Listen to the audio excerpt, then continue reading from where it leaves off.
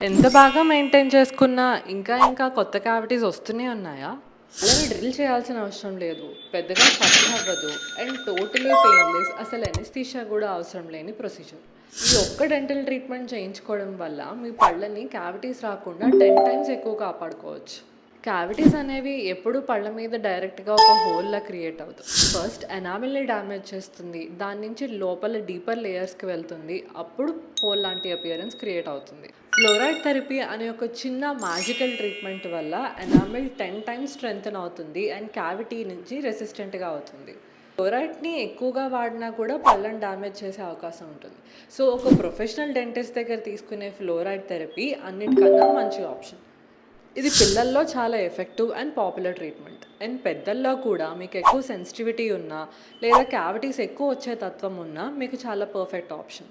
Braces and aligners చాలా ఎక్కువ కాలం వాడి పళ్ళ మీద వైట్ స్పాట్స్లా క్రియేట్ అయినట్టయితే అవి క్యావిటీస్ నుంచి కన్వర్ట్ అవ్వకుండా ఉండడానికి కూడా ఫ్లోరైడ్ థెరపీ వాడొచ్చు. ఒకవేళ మీరు కూడా ఈ కేటగిరీస్ అన్నిట్లో ఏదో ఒక దాంట్లో ఫిట్ అయితే వెంటనే మీ డెంటిస్ట్ని ఫ్లోరైడ్ థెరపీ గురించి అడగండి. ఈ ట్రీట్మెంట్కి ఎంత కాస్ట్ అవుతుంది, అసలు ప్రొసీజర్ ఏంటి, ఎన్ని సెట్టింగ్స్ పడతాయో తెలుసుకోవాలనుకుంటే ఫ్లోరైడ్ అని కమెంట్ చేయండి. నేను మీకు ఒక కంప్లీట్ గైడ్ సెండ్ చేస్తాను.